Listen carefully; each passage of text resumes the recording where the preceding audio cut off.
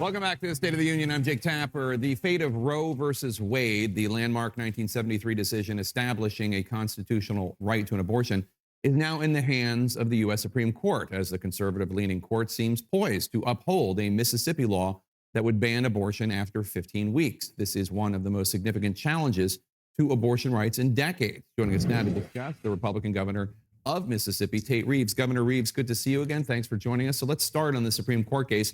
Based on what you heard in oral arguments, do you think that the Supreme Court will uphold Mississippi's 15-week abortion ban? And do you think the court will overturn Roe v. Wade?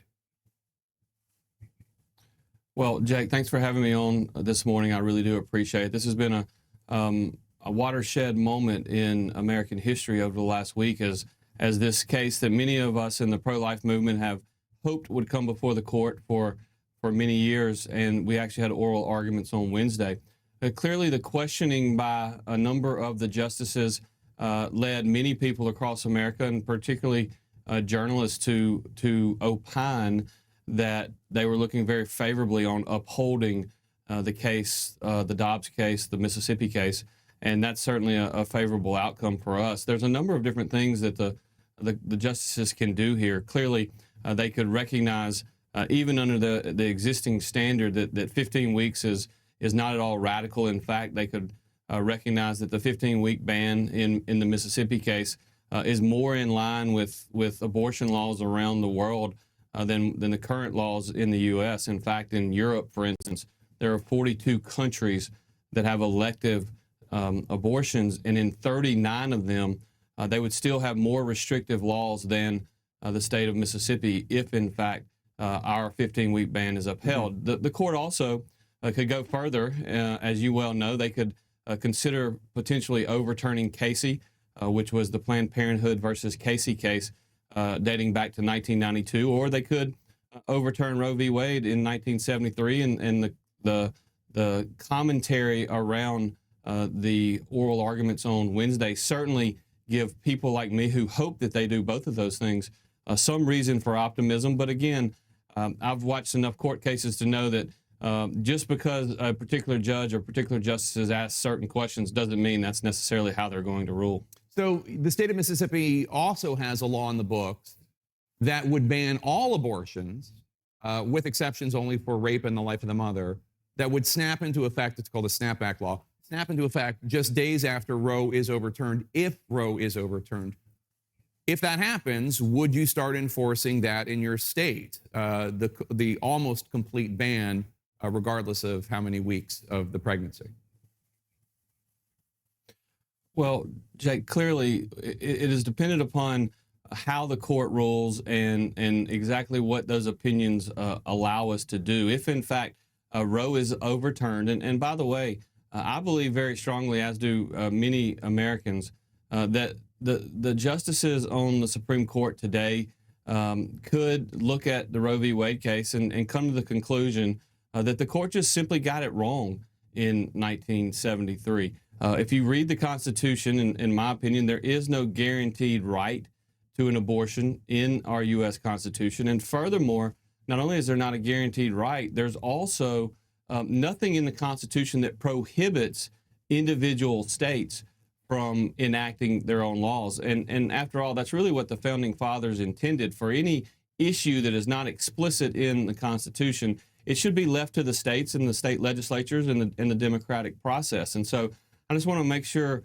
everyone is clear that if Roe v. Wade is overturned, that doesn't mean that no one in America is going to have access, although that might make people like me happy. But what it does mean is that all 50 states, the laboratories of democracy, are going to have the ability to enact their own laws with respect to abortion. And I think that's the way it should be in America. So is that a yes, that if Roe v. Wade is overturned, you will enforce the almost total abortion ban in Mississippi that exists in the inevitability or in the situation where Roe v. Wade is overturned? Yes?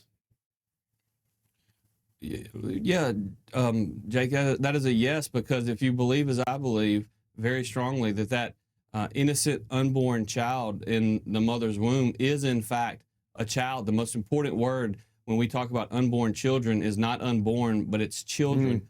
And so, yes, I will do everything I can to protect the lives of those children. So the country has been here before 1973, and what happens in reality is women of means are still able to get abortions, but poor women, young women, vulnerable women end up often seeking abortions in ways that can cause them severe harm, mutilation, if not death in some cases. So do you acknowledge that this step will result in some women and almost certainly getting seriously hurt, some even dying? Well, I certainly would hope that that would not be the case. But what I would tell you, Jake, is that since Roe was enacted in 1973, there have been 62 million American babies that have been killed through this process. And I think that those babies in their mother's womb don't have the ability to stand up for themselves.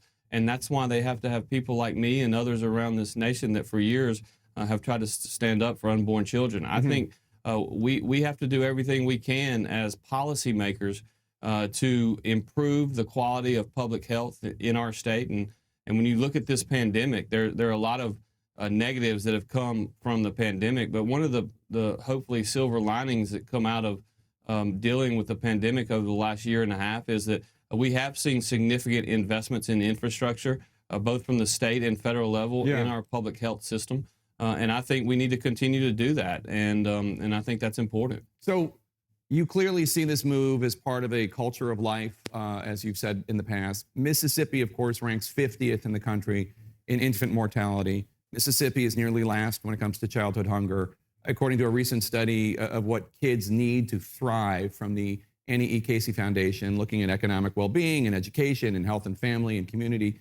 Mississippi ranks 50th out of 50 for child well-being. How do you square those statistics about Mississippi with what you say about a culture of life? Well, first of all, when you look at that unborn baby in the womb and you consider it a human being, it really changes your perspective on lots of different things.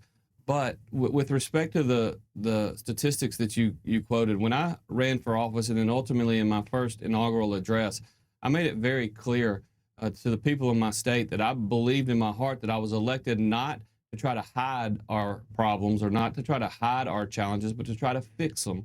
And I perfectly acknowledge that many of those statistics in terms of health outcomes in our state, we're underperforming relative to other states across the nation.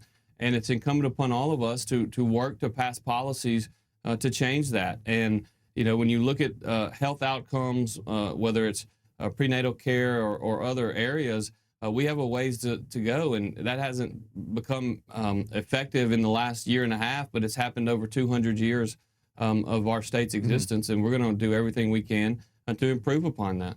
Governor Tate Reeves of Mississippi, thanks for joining us today. We appreciate your time, sir.